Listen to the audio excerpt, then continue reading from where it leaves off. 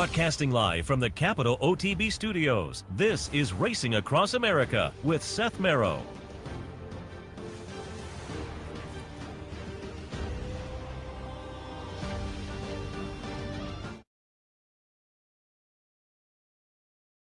I'm Seth Merrow.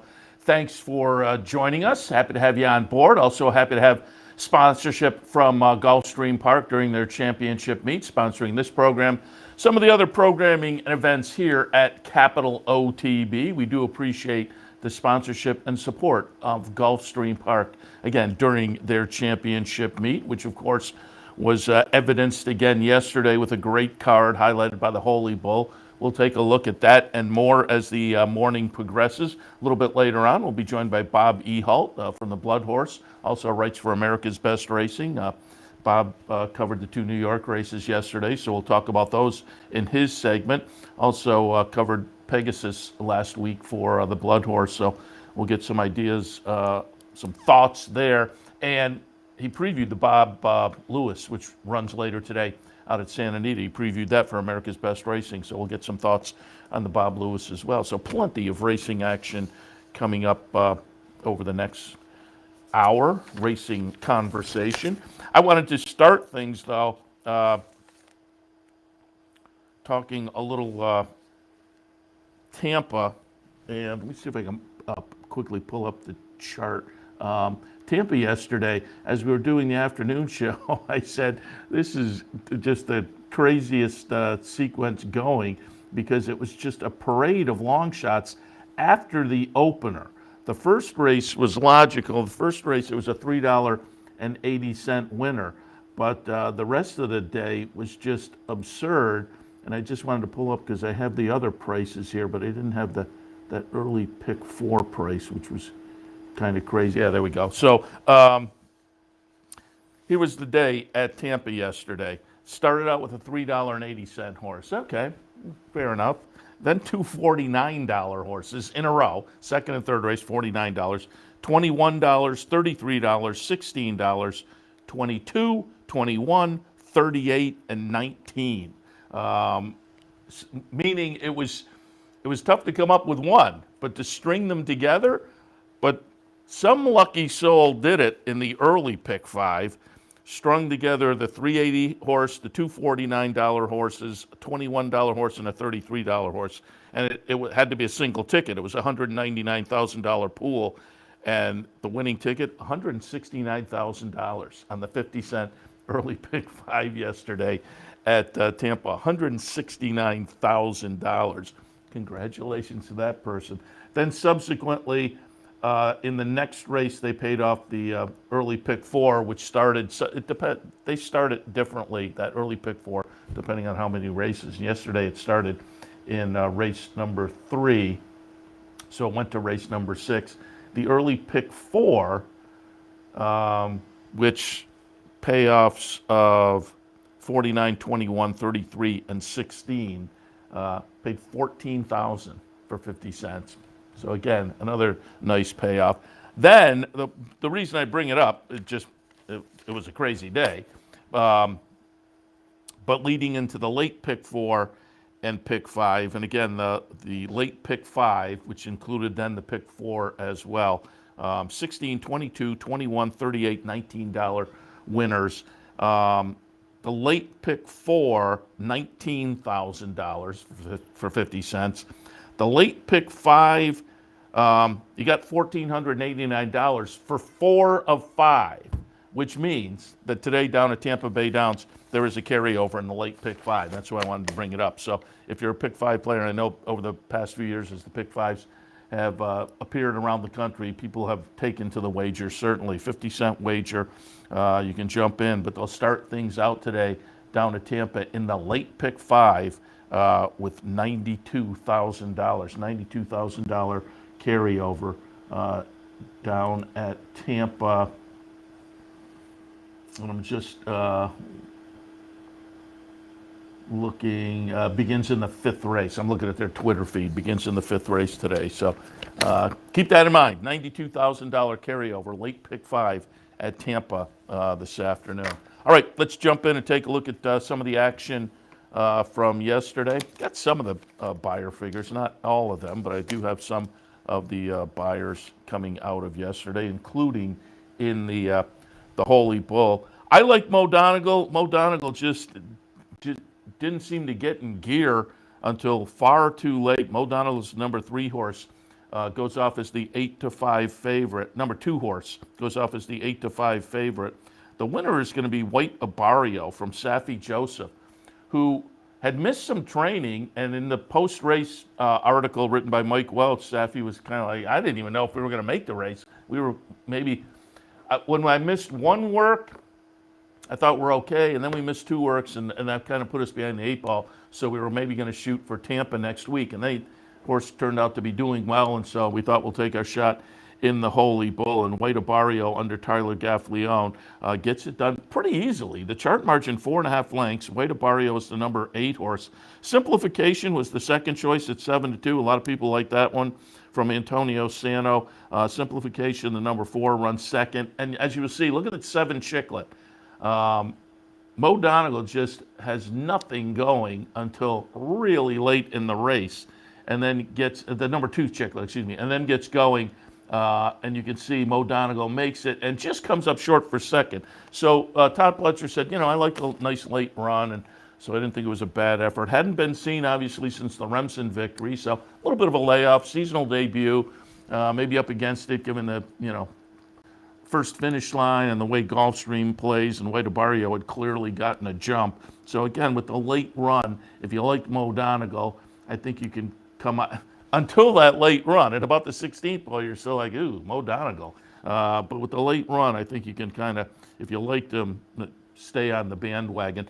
Tiz the Bomb, talked about that horse yesterday as being the interesting horse in the race for Kenny McPeak. He was coming out of a second place finish in the Breeders' Cup Juvenile Turf, had won a couple of Turf Stakes races just prior, but you know, it's that time of year. You have a talented 3-year-old. Let's try him on the dirt. Tiz the Bomb, a little bit disappointing, running 7th in the field of 9 at 9-2.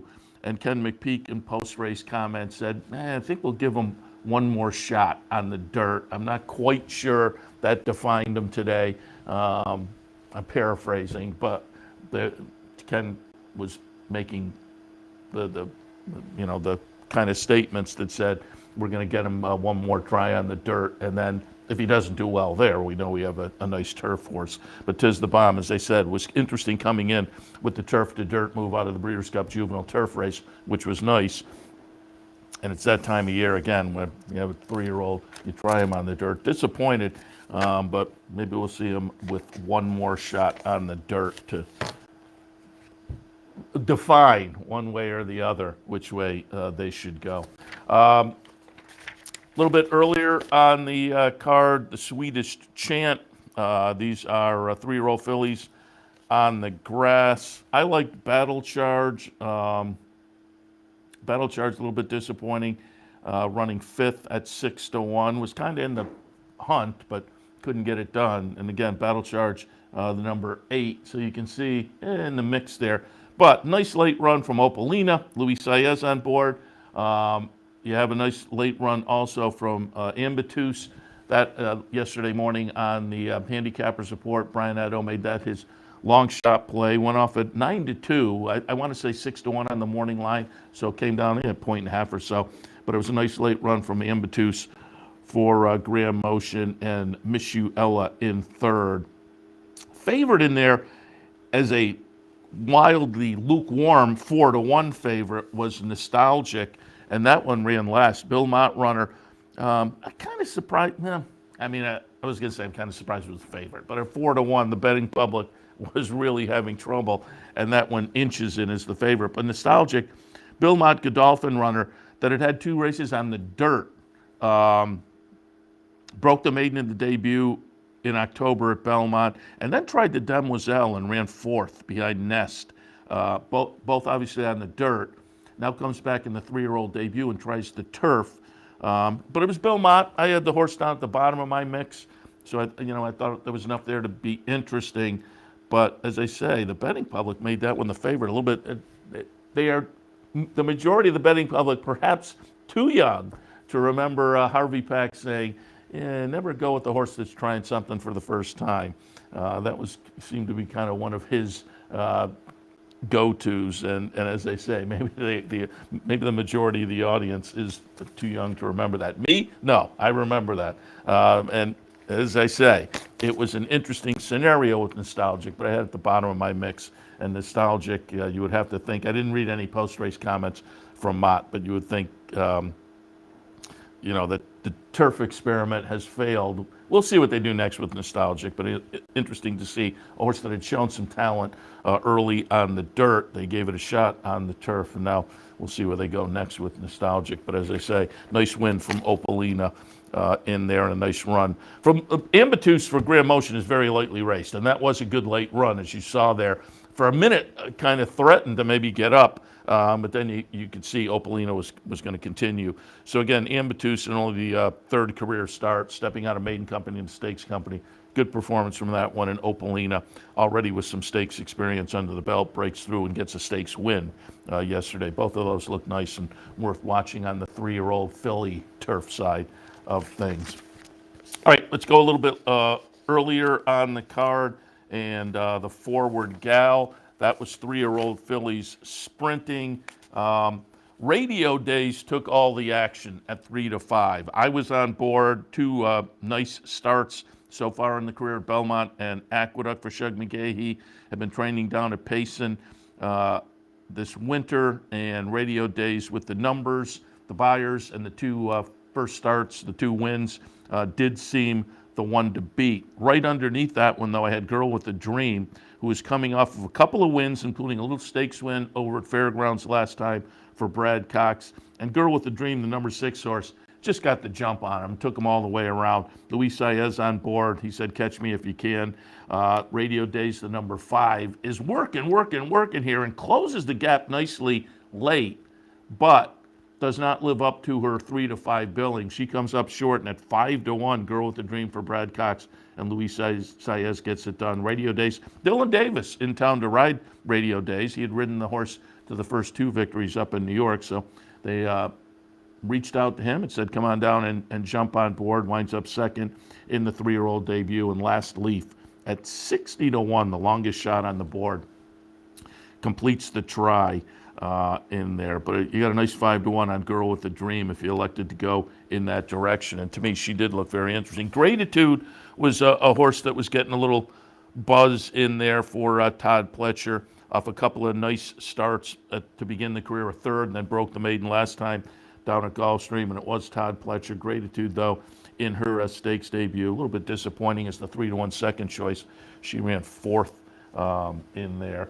And I did not mention, I said I had some of the buyer figures. White Abarrio in the Holy Bull. Nice 97, that this time of year. I heard Andy Serling, he was talking on the pregame show yesterday in New York, and he was talking about the 3-year-old stakes, and he said something to the effect of, you're not going to have to be much to win these 3-year-old stakes today because there is nobody who is firing real buyers on the 3-year-old scene so far. And we had Jeremy Plonk on yesterday. He does the Countdown to the Crown.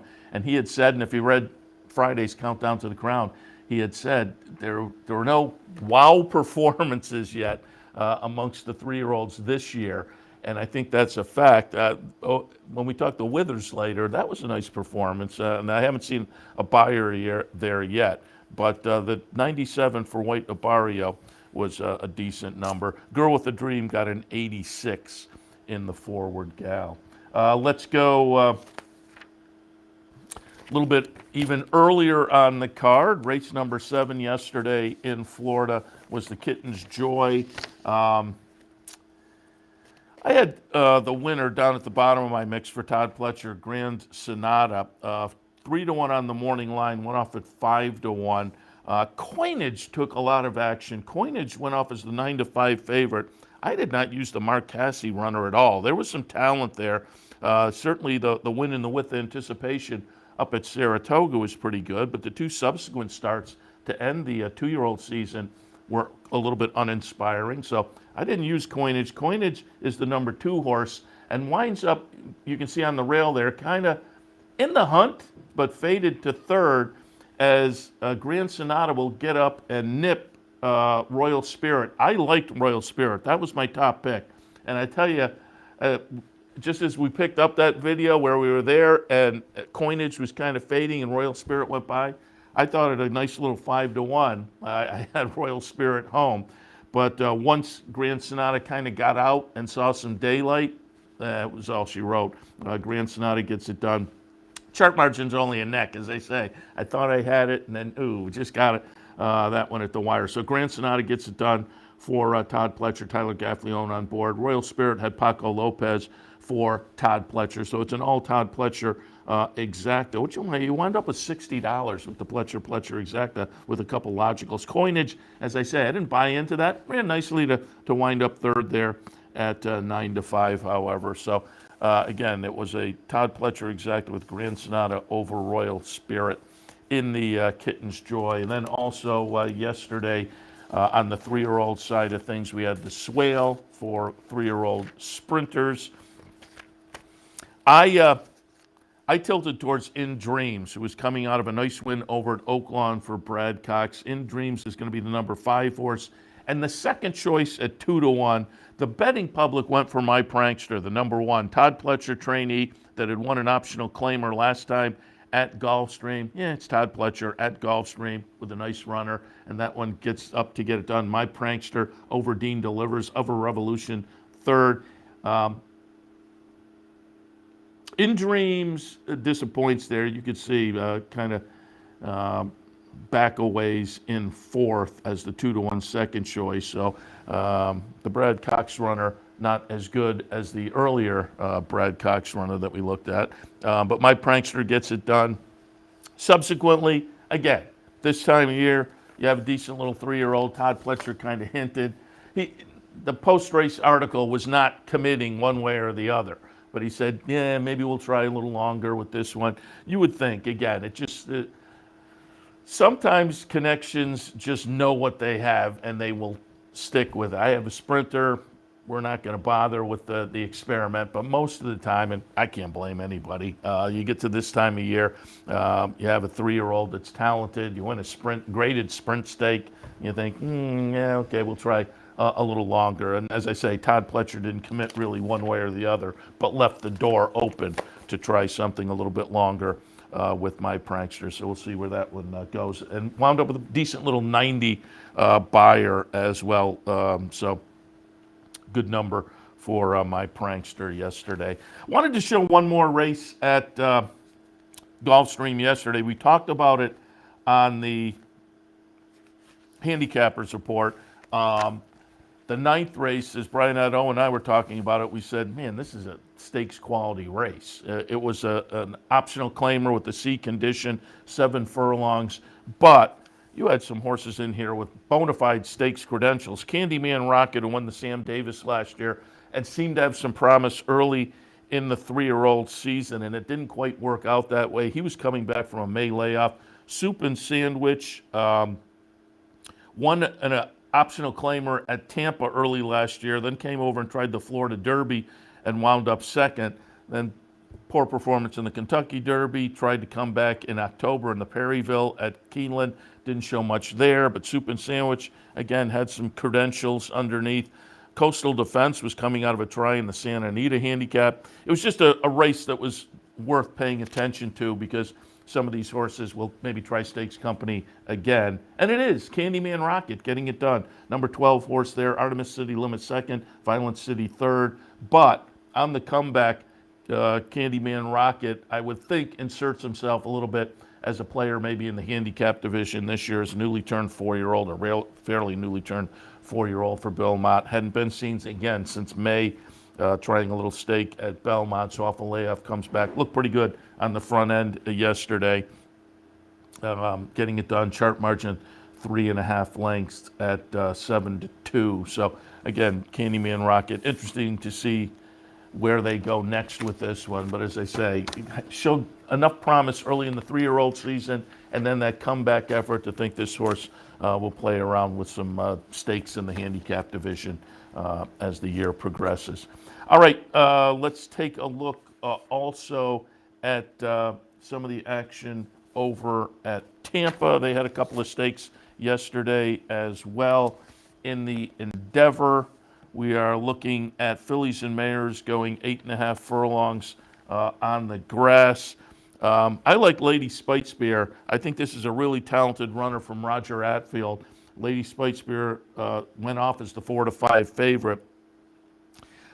Started the career with 4 straight wins up at Woodbine, then came down to Gulfstream and had just missed in the Tropical Oaks last time. And then the number 3 horse is Lady Spitespear. Looked good there for a minute, but boy, look at the closing effort from number 2, Bleecker Street. That one gets it done. Lady Spitespear, again, looked good at taking the lead at, I guess, about the 8th pole, a little inside that maybe, but could not hold off the momentum of Bleecker Street. Stunning Princess, third. 7-1, Bleecker Street.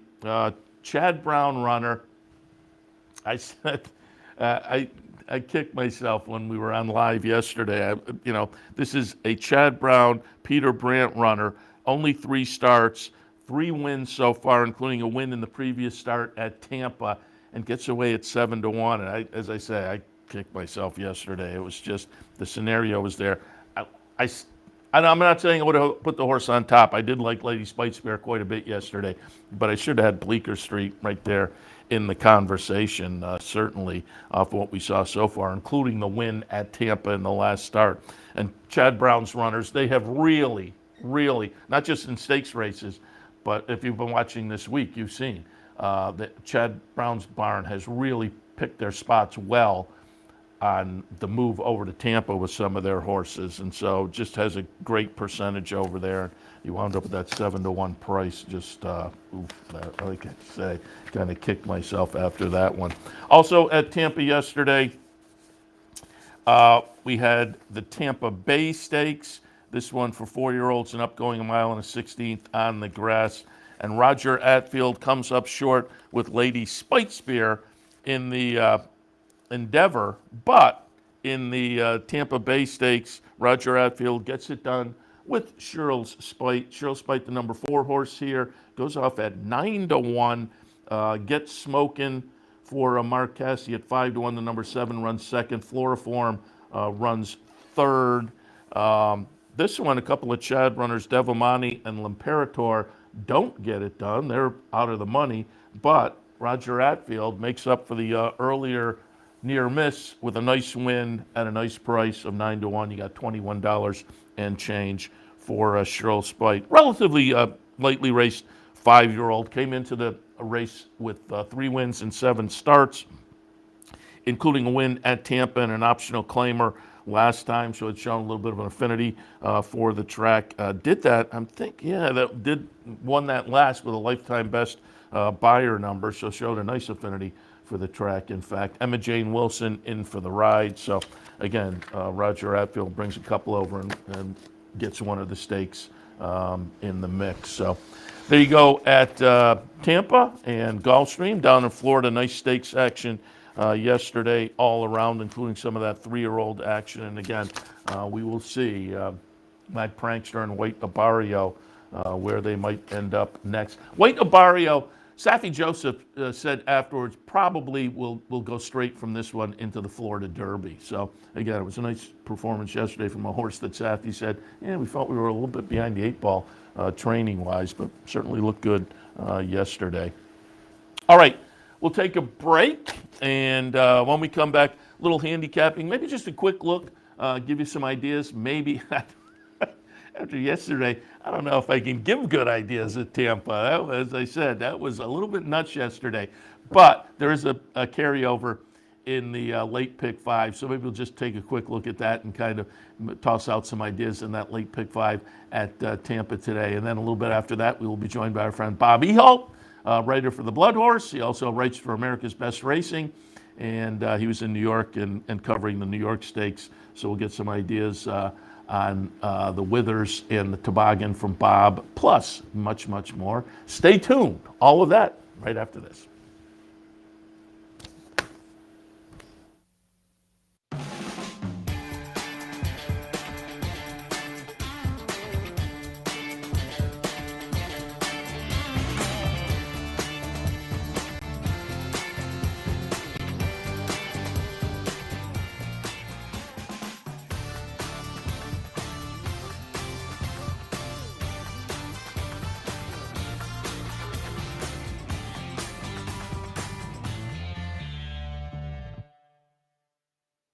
Where's the best place to find your favorite teams, your favorite food, daily drink specials, and wagering on live horse racing? Legends Field Sports Bar, 711 Central Avenue, Albany. Get your game on day or night with 75 flat-screen TVs, tournament-style pool tables, a private banquet room, and live horse racing. So if someone asks you, where's the best sports bar in the capital region? Tell them Legends Field Sports Bar, inside the Clubhouse Racebook, 711 Central Avenue, Albany.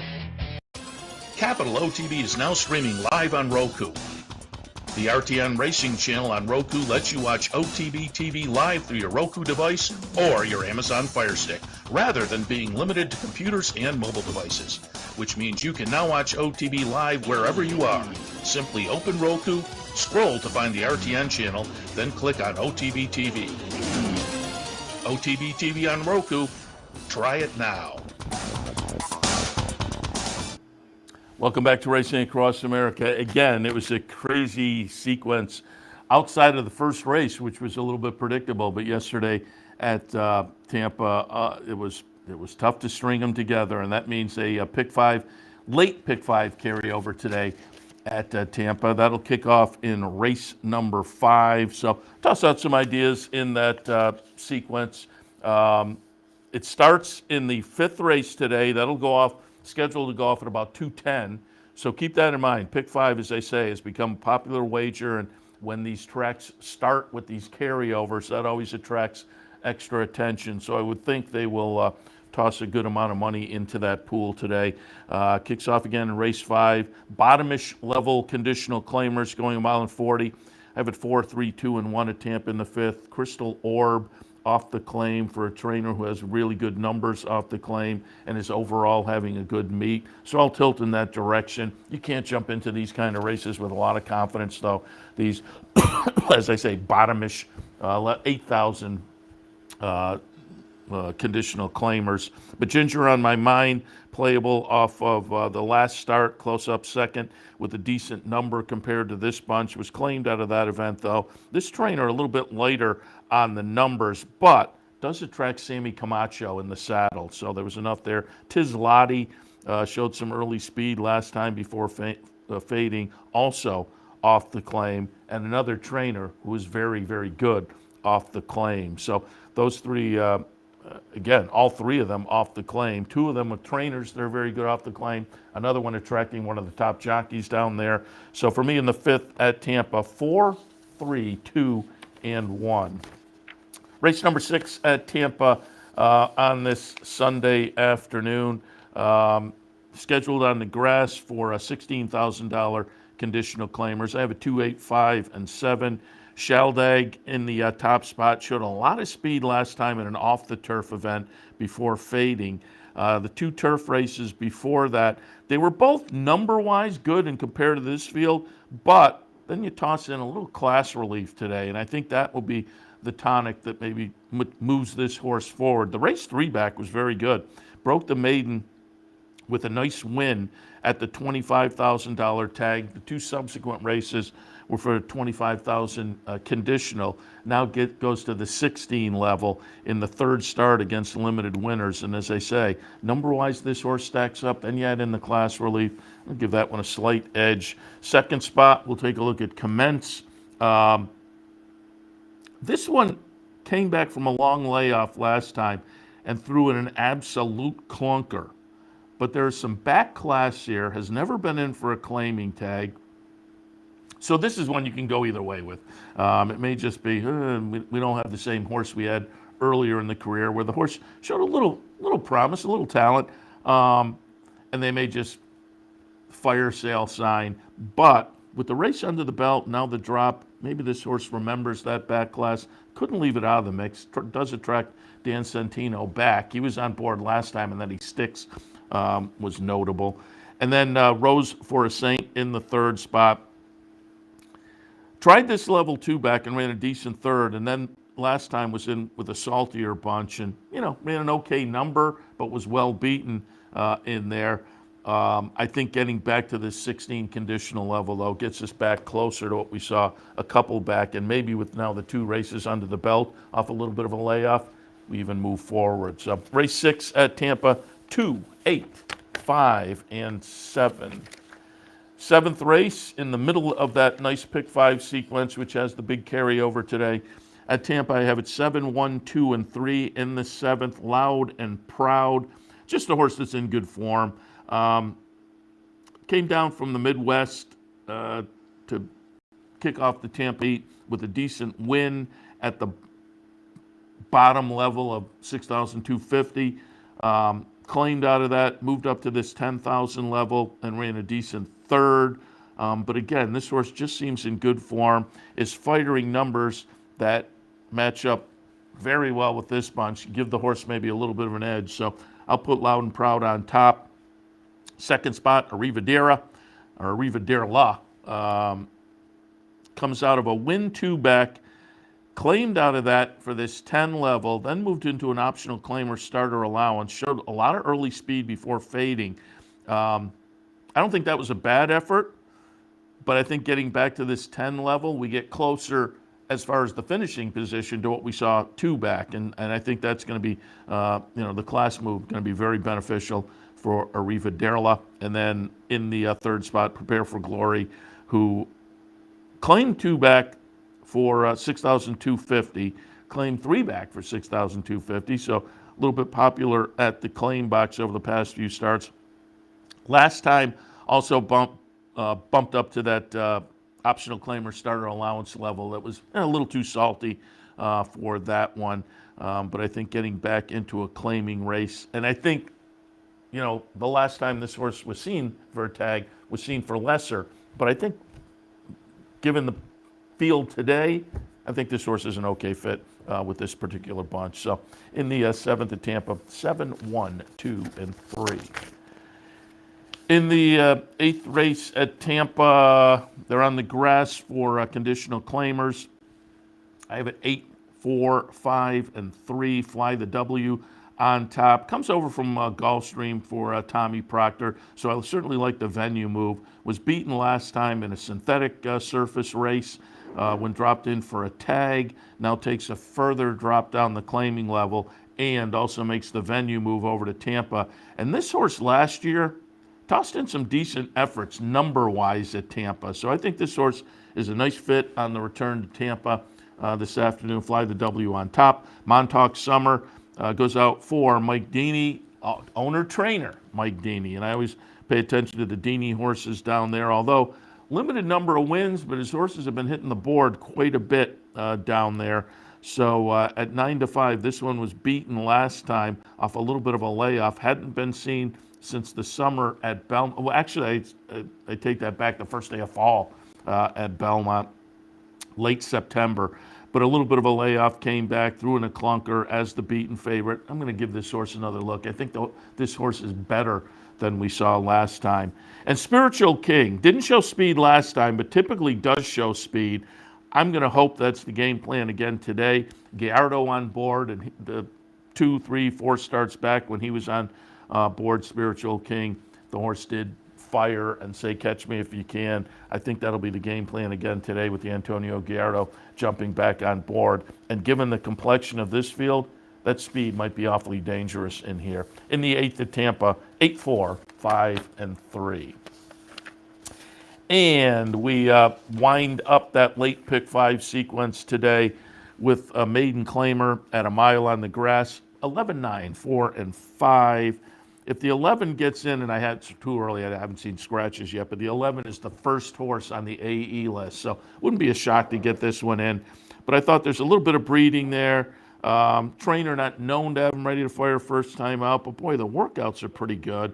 And of those that have raced, there are no world beaters in here. So, again, I think dial him up. The number 11 has the potential to maybe find a soft field to get a debut victory. So, if that one makes it in, the 11 on top, Sir Saffir in the second spot. Bounced over to the turf last time and showed an improved effort number-wise. Was right in the hunt until late and faded. I'm going to look for that to add a little fitness and for the horse to have a little more heart today. And then Bramble Beach in the third spot. Again, Mike Deeney with the horse that just, I think, of those that have run, they're pretty evenly matched. But this one's been kind of consistent and throwing consistent numbers, and they've been moving in the right direction. So at a 10-1 morning line, I thought that horse was a little bit interesting as well. It's a tough race to end the pick 5 sequence, I think. But for me in the 9th at Tampa, 11, 9, 4, and 5. And again, at Tampa today, it is a $92,000 carryover in the late pick 5. And as I said, it'll go off a little after 2 o'clock, starting with race number 5. So keep all that in mind if you're a pick 5 player. If you're not a pick 5 player, maybe today's the day to become a pick 5 player. All right, we're going to take a break. When we come back, we will be joined by our friend Bob Ehalt from the Bloodhorse. We'll talk some New York racing. We'll maybe get a preview of the Bob Lewis out at Santa Anita today. Maybe some thoughts from last week's Pegasus card. All of that right after this. Stay tuned.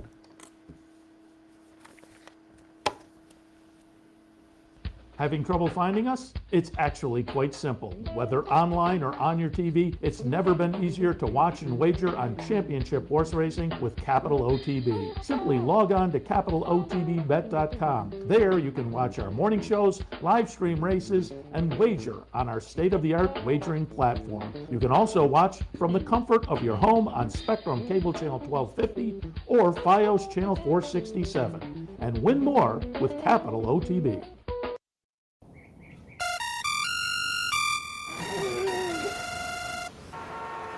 Come on.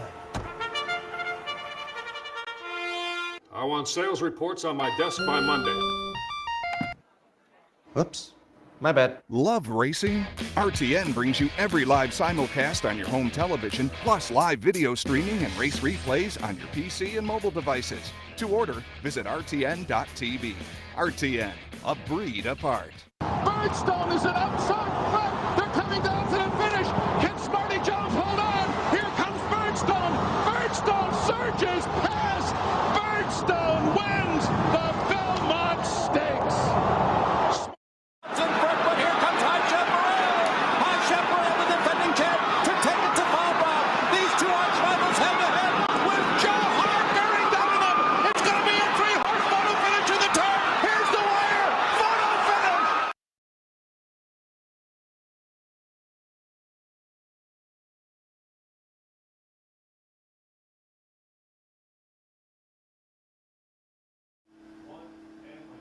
Welcome back to Racing Across America. As promised before the break, our friend Bob Ehalt, writer for the Bloodhorse. Also, you can find his work on America's Best Racing. Bob, good morning. Hey, Seth. How are you today? Very good. Happy to have you on board. I got a number of topics to cover. When I got in touch with you, I said we'll do a little New York racing from yesterday because a step along the Derby Trail perhaps, and maybe preview because you wrote about the New York races for the Bloodhorse, previewed the Bob Lewis for ABR, America's Best Racing, but I also saw on the Bloodhorse you covered some of the Pegasus races last week, so I thought we'd get some thoughts there. So you're all over the place. Gotta love it. Yeah, no, it's enjoyable. I mean, it was nice to get down to Florida, though I got to say it did feel a little bit like Aqueduct in November, Pegasus Day. I mean, it was pretty darn cold and windy. Got a little warmer as the day went on, but still, it was chilly for Florida. And you know, the big news, of course, down there where that happens is that iguanas are falling out of the trees. So that was kind of the dominant theme of the weekend there. I saw that. I did not know that, but I did see that on the news. And we talked to, obviously, a number of people last week from Florida, and everybody was kind of a little dicey on the weather. We're scheduled to head down for the Florida Derby. I'm trusting that by late March, early April, things will warm up because that's. I look forward to the trip so I can get down and get some sun. But as you were saying, a little cool yesterday, obviously at Aqueduct, and they've had some weather over the past week, 10 days or so. And that continued over the past few days down at Aqueduct. But we did take a step along the Derby trail. We're going to take a look at the withers in just a second. But I will say, and I mentioned it earlier, I was watching the pregame from Aqueduct yesterday, and Andy was talking about the 3-year-old races so far this year, and he was saying, not going to take a big buyer to win some of these races this year, as the 3-year-olds so far have not stepped up necessarily. And I had Jeremy Plonk on with me yesterday, and he does the Countdown to the Crown package, and he said he was kind of unimpressed with the 3-year-olds so far this year, so far what we've seen, January and some of the 3-year-old races. But we'll take a look now at the withers yesterday, and early voting may change that. He looked pretty good yesterday. I did not see a number, a buyer figure, but this was a pretty nice performance. Second-time starter from Chad Brown and Klarovich. We're watching the stretch run here. The chart margin winds up to be 4.5 as Un Ojo runs second, Gilded Age runs third, but it's 6-5, the Chad Klarovich runner. 2 starts, 2 wins, nice move out of Maiden Company into a victory in a graded stake yesterday at Aqueduct. What were your thoughts on the withers? I thought that was a really good performance by early voting. I mean, he took charge of the race early. I mean, it kind of wrote, we were told Jose Ortiz had to hop a flight back to Florida, so he was going to probably be running out right after the race. Well, he rode the race like I thought he was trying to get to the airport, because he started out to the lead, stood around the track, and, in the stretch, he pulled away. I will say, I think yesterday, if you look at the races, there wasn't a lot of horses winning with stretch moves. I mean, I think that helped things to a degree, but it didn't really look like anybody was seriously making any move. Looked good. The final time, if you look at it in and of itself, it was a slow time. But it wasn't the fastest. It wasn't a very fast track. It'll be interesting to see the numbers he does get, because he had a pretty good number in his maiden race. On some of the speed figure services about really pretty good. If he ran something close to that, he's going to be an interesting candidate. Has that, which is always important. People kind of think you win a race like the Derby with last. Well, no. Sometimes, sub-speed. Chad Brown believes this horse does not have to be on the lead. When he works him in the morning, he sometimes has a target he chases. I think this is going to be an interesting horse. They stay in New York. Chad didn't commit yet to how he's going to go. The 2 options are you go to the Gotham. I don't think he's a big fan of, if you're going to go to the Derby, cutting back to the mile.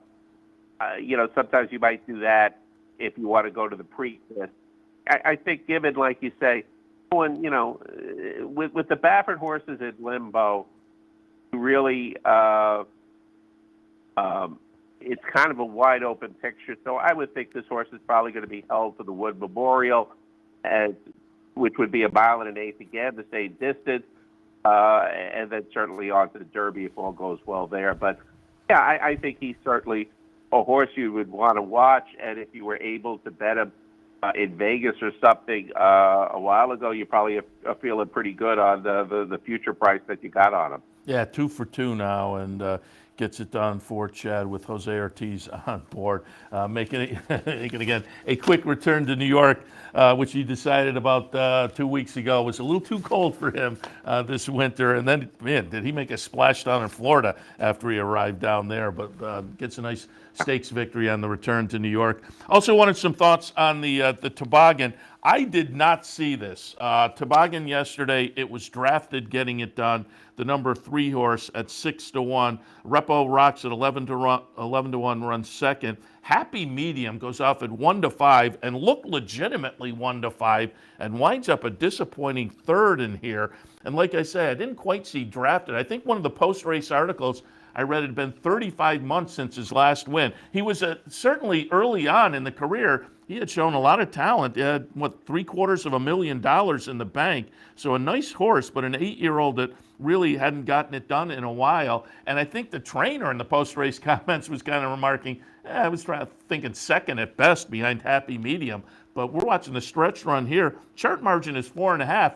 Drafted looked pretty good. The old boy got it going again yesterday in the toboggan.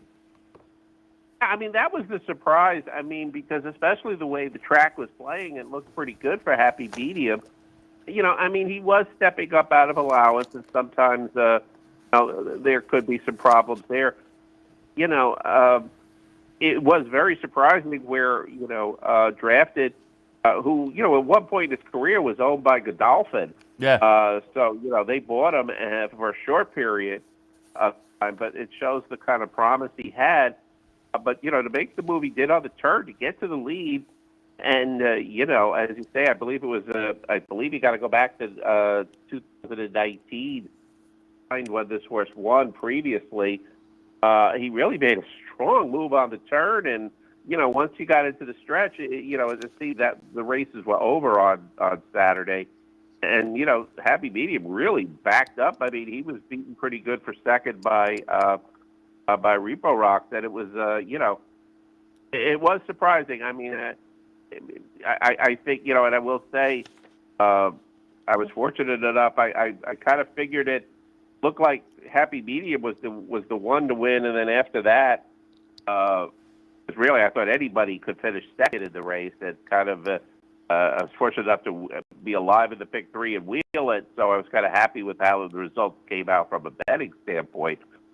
Yeah, I really would not have wanted to put a lot of win money on drafted, but he certainly looked good, and we'll see. Where this takes him. I mean, could he be an effective sprinter again? I don't know. We'll see. When you win off that, when it's long between races, hard to believe you're going to start putting together 2 or 3 wins, but we'll see.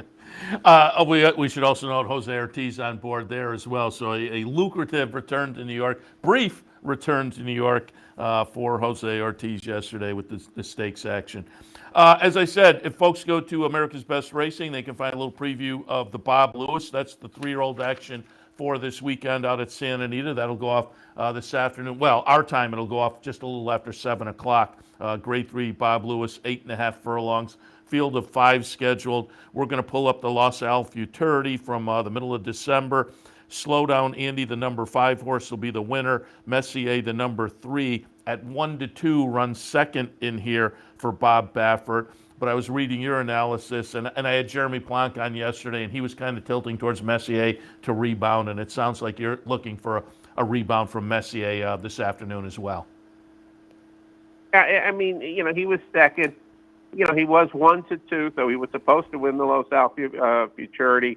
Down Andy did get by him. It was a long way back for us. I would think from the rail, he's going to go out, and I think he's going to be tough to catch in this small of a field. I think look, it is. I mean, here's the thing: Baffert's horses can't run in the Kentucky Derby. They can run in these other races, and generally he's still Bob Baffert with these horses. I mean, you'd have to respect Messier. He also has a second one who's a maiden winner in Wharton, particularly for the same group of people. Interesting jockey things, I think, in this race, because Messier, Flavia Pratt had been riding him. Pratt is going to Sir London, a horse trained by Simon Callahan. So Johnny V is going on to Messier, and Wharton at Johnny V is picking up Juan Hernandez. So it's kind of interesting. I mean, I like, Messier looks like he's going to be the winner. He should be able to win the race. But the other one, Sir London, who just mentioned, who Pratt is sticking with, he might be he's kind of the one to watch, because he can go to the Derby. He broke his maiden by 10 at Los Alamitos. He was a 30-cent favorite, so, I'm not sure exactly the quality of the horses that he beat. But I think in terms of, especially if you're going to look at the Kentucky Derby, he's the one who's eligible. It'll be interesting to see, say, if he could beat Messier. He does seem to have some speed. He doesn't need to be on the lead, so he'll probably be tracking in second and see where it goes. As I say, if you're going to look long range, I think Sir London would be the horse that, if somebody can have an impact on the Derby and the Derby Triple Crown Trail, he might be the one to see what exactly he turns out to be. Yeah, and you mentioned John Velasquez, and I'll just toss in, I have said for years, boy, it is tough. It has traditionally been tough for East Coast jockeys to go west and be successful. The most notable of those for me was Angel Cordero, who tried it and eventually came back east. But John Velasquez, and I think a lot of it is tied into his fairly new relationship with Bob Baffert, but he's shooting at 25% out at Santa Anita. Yeah, I mean, see, Johnny, I think, was a good choice to do it because Johnny, look, he's a Hall of Fame jockey. There's no doubt about his ability. Johnny's at a stage in a career where he's not looking to ride 7 horses a day, so he's able to kind of focus on the high-end, top-notch people. He's not, I'm sure Johnny's not looking around to get on a $10,000 claimer all that often, stay active. So, he's kind of at that stage with like Mike Smith, where, Mike Smith again is getting a little bit choosy about where he's going on to his horses. So Johnny, I think, has been able to kind of work in with some of the better barns in California. And as I say, he's winning at a real good rate, which is getting you business, and that's the greatest selling point that you have. But as I say, I just think he's also in a position where he doesn't. He's not looking for as many mounts as some of these other riders might want to, and he's getting good enough mounts. Yeah, that's a great point. He can be particular, and he's particular on the high end, and he's getting good runners on the high end, but it's been fun to watch him. And speaking of jockeys, I'll get your thoughts since you're kind of based down there in New York and write a lot about it for the Bloodhorse. And speaking of Angel Cordero, who is the mentor and agent, this apprentice Gomez is making a little noise there.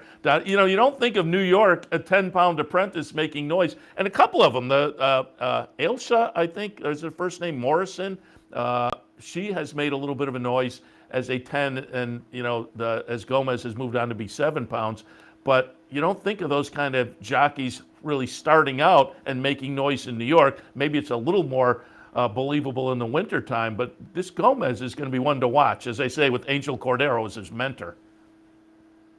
I mean, yeah, he's been riding pretty well, and certainly the weight off is attractive. Let's be frank, especially with Jose deciding to go to the warmer climes, that opens up opportunity, and you're seeing jockeys winning races and being competitive, who admittedly you're not going to see when you're live on the set at Saratoga. This is a little bit of a proving ground for horses. It's going to be tough for them. Proving ground for the jockeys. It's going to be tough for them. Big trainers come back, and they're used, and also, the big guys come back. Johnny V, the Ortiz brothers, they all start coming back. It is kind of cool to see some of this young talent and get a chance. And I thought it was interesting the other day, I think it was Friday, the trifecta. The trifecta in one of the races was 3 female jockeys. Oh, I didn't notice that. Yeah, I think it was Friday's last race, and there were 3 female jockeys who. Was Carol Cedeno in to ride there? Carol Cedeno won the race, and. 2 other females right behind. And so, that's something you just don't see every day in New York, by any means. So, it's interesting. And, from a handicapping standpoint, you do have to really pay attention to this, because some of the, there's a lot of riders who aren't getting a lot of opportunity. Frank, it's understandable why. Others are good riders, they just don't get the opportunity. So, you do have to really pay attention to the trips and kind of draw your own conclusions as to how reliable you feel about the riders. Yeah, as you kind of alluded to, it's going to be fun to watch as the spring comes, what this Gomez does, being tied in with Angel Cordero. And will he still be there and knocking around the jockey colony when Saratoga rolls around? If so, he'll be fun to watch up there, because, again, I think you're right. I think trainers, if you have a hot jockey, a hot apprentice, they'll take that 5 or 7 pounds and get a little bit of an edge if they can. So it'll be fun to watch. Just before we let you go, Bob, as I said, you were down at Gulfstream last week. I wanted some of your thoughts. I've been talking to everybody I've had on over the last week or so about Pegasus World Cup Day. I thought Regal Glory outclassed her field, but off the start she had, that was visually impressive to see the win by Regal Glory. Colonel Liam off the layoff, it was a great day for Todd Pletcher, and that was part of it. And Life is Good. I said, I had Mike Welch on last Sunday, and I said the air came out of the balloon a little bit going into the first turn because we wanted that duel all the way around the track. That's what we've been waiting for since the Breeders' Cup. That didn't happen, but with a 110 buyer, it was still a pretty nice performance from Life is Good. What were your thoughts on last weekend? Well, look, look, Life is Good. I mean, look, he's the favorite right now for Horse of the Year. There's a lot of buzz about Flightline, but Flightline still has a lot to prove, and I tell you, it's proved in the Pegasus, he's the horse to beat this year. He certainly took over the baton, leadership from Nick Sko. This is a dynamic horse. This is going to be a horse that's going to be fun to watch throughout the year. Now, being said, I will say, like everyone else, I was surprised at how the race developed because in talking Brad Cox, even to his son, kind of informally, the feeling there was, this is the last race for Nick going out for the lead. And Life is Good wants to run with us, power to him, but we'll see who's better. So, and it just seemed like Joel was not all that aggressive about going to the front. He had the rail. I think that was my feeling. I think that was the feeling the connections had, that he was going to be hell-bent on the lead. Maybe, Life is Good has a whole year in front of him, as Nick Sko is going to the breeding shed. Maybe, they would, we don't want to go 44 half mile. He might be able to do some form of sedation on the others of, do you really want to get in a duel with me? It never developed, and if anybody, it was Life is Good kind of down the mantle and said, hey, I'm out here, come out with me. And, Rosario didn't. Certainly when you're on the backstretch and you're 4 lengths or so ahead, with a race reduced to a 4-furlong sprint, you're not going to make up 4 lengths on a horse like Life is Good. It's just not going to happen. So, midway on the backstretch, you knew the race was over. That was the part that was surprising. Life is Good, I would think, indicate, I don't know, it's more than likely he's going to be in the Dubai World Cup. Then we'll see where he goes. Right now, if I was a Toga fan, I would kind of make sure I'm going to be around for Whitney Day, because I would think that would have to be time on his schedule. And, if Flightline turns out to be the real deal, that could be a heck of a place for those two horses to beat. They're not going to beat the Met Mile. I just can't see that happening. I just envision that Life is Good goes to Dubai, going to turn back to go a mile in the Met Mile and beat line there. I would think Whitney could be one heck of a horse race, Flightline and Life is Good in the picture. I'm not saying that's definitely going to happen. A lot of things have to happen and to fall together. But, I would definitely, as a Saratoga race fan, I would definitely this year circle the Whitney on my calendar, because I think that has the potential to be a really, really special race. We can only hope. There have been a lot of races speculated as maybe being a matchup between these two. And as I say, we'll knock wood, we'll cross our fingers. And we got the two, we knocked wood and crossed our fingers since the Breeders' Cup, hoping Nick Sko and Life is Good would match up. It didn't quite turn out the matchup we were, the knockout duel we were looking for. But again, it was a pretty good performance from Life is Good. But we'll keep our fingers crossed for Flightline versus Life is Good at some point over the next 6-8 months or so. Bob, as always, appreciate. Oh, before I let you go, I'm just curious. Always curious, particularly these days, and given the print media and whatnot, but also the pandemic and the situation there. I'm just wondering what the press coverage was like last week for Pegasus Day. It seemed a little bit less than what we had seen in the past, but it was. I think it was similar to some of the years. They did, instead of putting us all in, they have a trainer's room. They kind of turned into a media room because there's no press box at Gulfstream Park. There's no real press box. What they do is for the big races, they kind of move the trainers out for a day, and they kind of turn the trainers room into a media room. I used the secondary room upstairs to put other ends of the media. It was kind of hard to judge how many. It was kind of similar. In Florida, we really didn't have a lot of restrictions. We did have to did provide us with a COVID test. They made us take a COVID test, rapid COVID test on the grounds before they would issue press credentials. But for the most part, I think it was very much the similar pieces I've seen. Unfortunately, what we say about the media these days, there wasn't a lot of newspaper coverage. Yeah. It's mostly online and the industry publications, but that's becoming kind of a thing of the past. I mean, Saratoga is really one of the relics where there's actually newspapers in that region, like the Albany Times Union, the Gazette, the other, some of the other surrounding newspapers too, the Saratoga and such, that are up there. I just don't see that anymore at a lot of tracks. So, I think it was similar to what it had been. I did what I missed the previous. I missed only one I missed was last year's because of the pandemic. It seemed like it was a pretty good representation. Yeah, well, that's good to hear. As you say, the newspaper. And I'll ask you, I brought it up a couple of days ago. I forget in what context now. But do you remember the book? Ray Harrison wrote about it in the Post, and I picked one up. This is years and years ago. The DOT system. And what it was based on, and I brought it up, and it ties into this conversation. You would put a dot next to any horse that got a mention by a handicapper.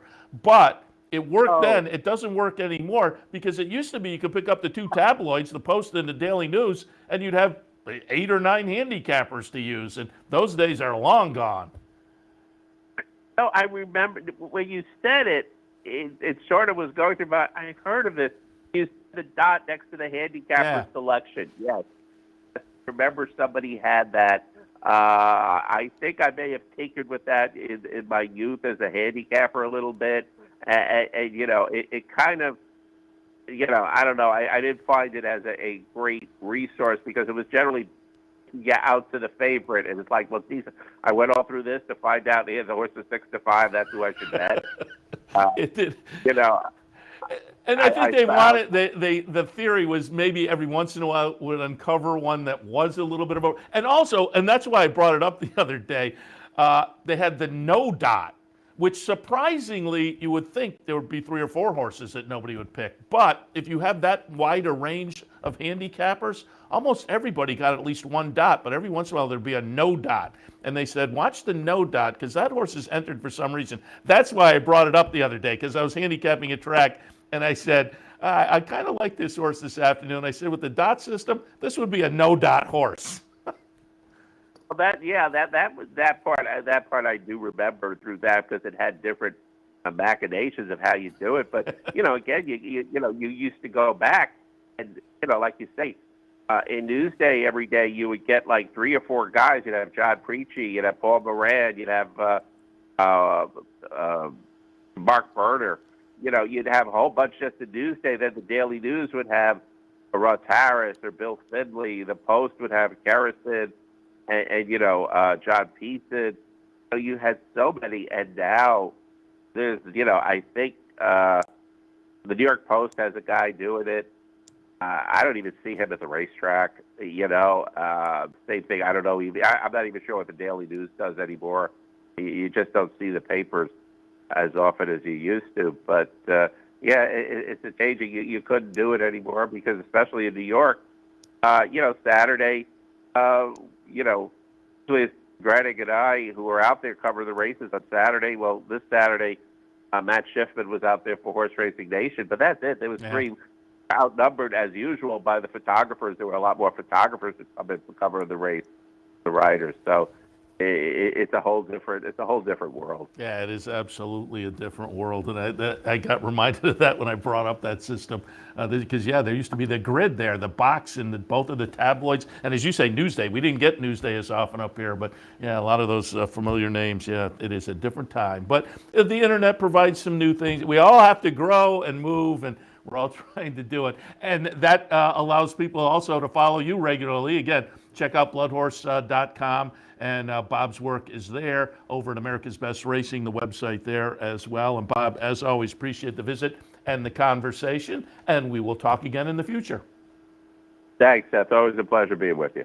Bob Ehalt. Again, you can find his work at the Bloodhorse or at America's Best Racing. All right, I'm going to wrap it up. Don't forget, this afternoon, there is the $92,000 pick 5 carryover, late pick 5 at Tampa. Keep that in mind. That should be fun this afternoon. We'll look at that and some other action in about an hour when we kick off for OTB Live on a Sunday afternoon. That should be fun, but we appreciate you tuning in this morning. Thanks to Gulfstream for their sponsorship of this program. Some of the other programming and events here at Capital OTB. We appreciate their support during the championship meet. Speaking of Gulfstream, I'm looking up at my monitor there, and Ron and Brian are underway with the pregame show, so we'll shift our attention and get some ideas for Gulfstream this afternoon. A little bit later on, we'll have the pregame, obviously, at NYRA, and then OTB Live for a Sunday afternoon. Thanks for tuning in. We'll see you later.